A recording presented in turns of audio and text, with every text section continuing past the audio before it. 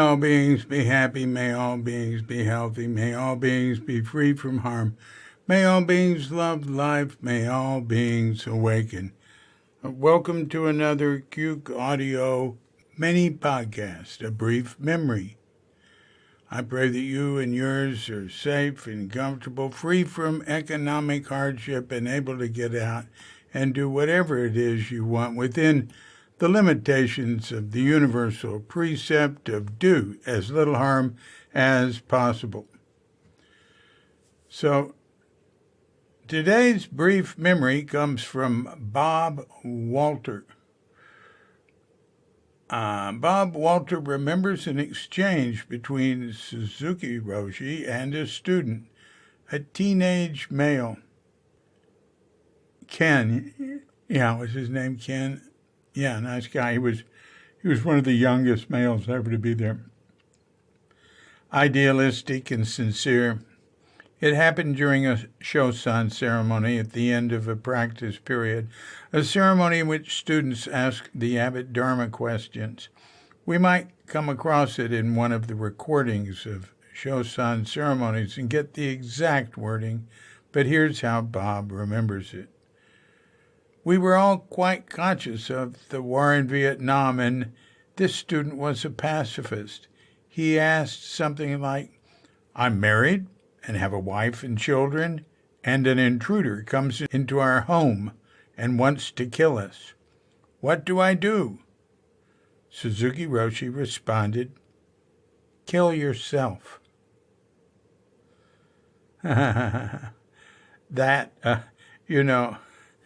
I hesitated to use that one in Zen is Right Here or Zen is Right Now, the books of vignettes about Suzuki with students, because, that's subject to misunderstanding, especially in an audio.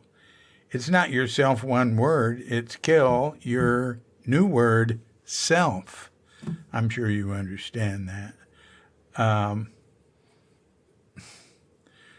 Well, I imagine you get the point, right?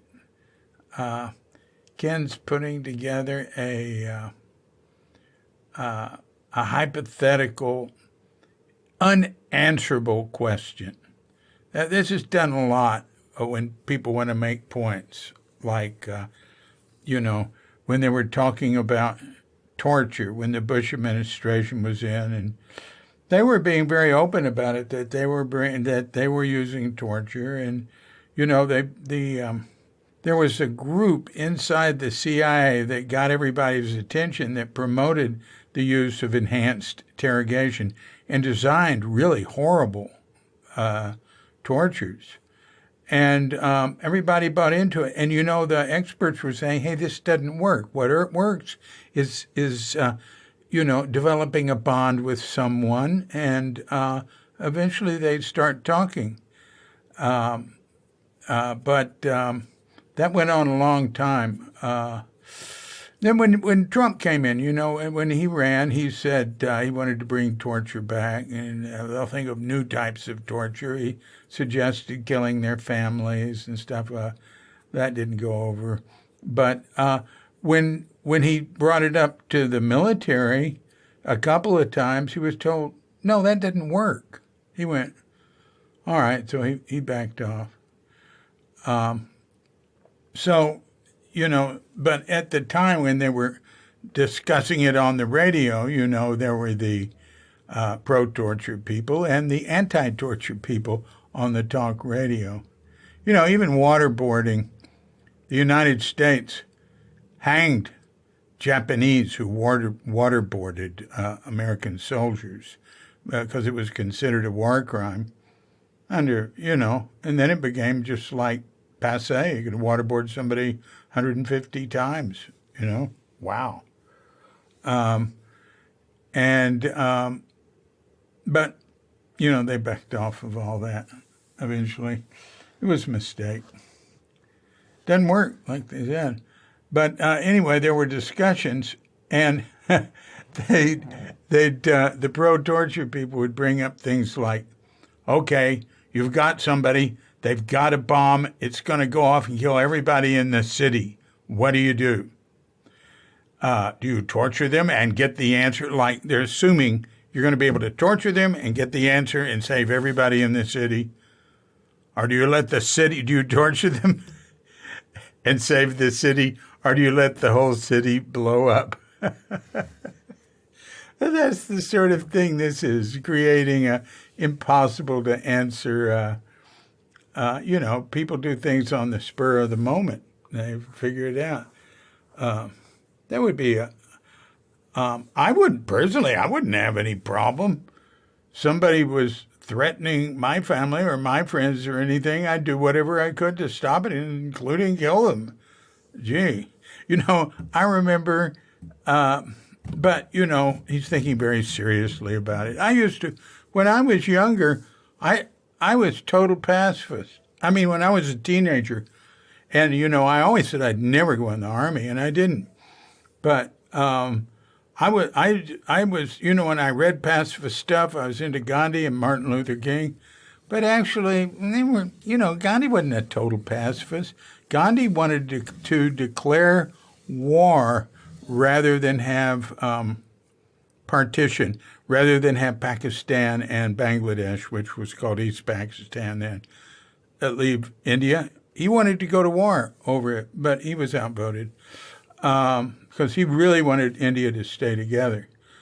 So I was total passive. No wonder what happened. No matter what happened, I wouldn't respond with violence under any circumstances or something like that. I can remember it.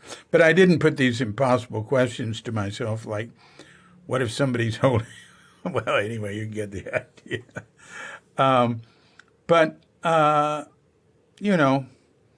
As I got older, I changed.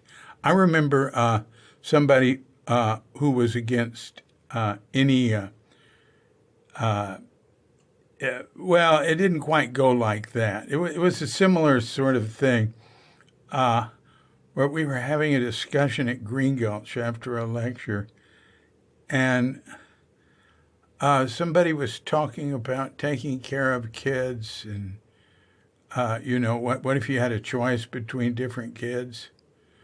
There was a woman there, and who would you save, your child or the others? I said, we have to save the others. And, she said, no, you save your own.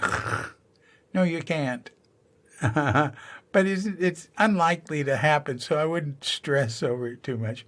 But anyway, for some reason, the way it evolved, a guy got down. It got down to you're driving a car and there's a child in the road and a dog in the road, and there's one person who was defending a very idealistic point of view, said he'd decide at the time. You had to kill one of them, right? Or you had to run over one of them. He'd decide at the time which one. To him, all life was equal. And I said, sorry, Jane, it was either your child or the banana slug. As it went on, and I said, hey, remind me not to let you be in charge of child care here, huh? Anyway, I guess I've gotten a little off subject. But so Ken, God, I know the guy really well, but, as I get older, I forget. Ken Berman. He asked, Robert comes in, what should I do? Kill him or let him kill me and my whole family? And Suzuki just said, kill yourself. That's the point of our practice, is not to think of these imaginary situations. Not saying that there isn't a remote chance that one of them might come up, but anyway, you won't do it you planned at the time. Your conscious, regular, everyday intellectual mind drops away in situations like that, and you act instinctively. But the point of our practice is to kill the self What does that mean? That could be just to realize there is no self. So it's a really non-violent type of killing. But I was afraid that it might be taken wrong. But maybe if there's a third book of vignettes down the line, not one in the book and not one in the planning stages, I'll use that. Okay. This has been a Cuke Audio mini podcast that I guess went on too long. I'm sorry. I'm DC Puba of Cuke Audio and Cuke Archives, coming to you from Sleepy Sanur with Doggy Bandita, Feline Cuchita, and dear lovely Katrinka. And we're wishing you and yours and all of us a grand awakening.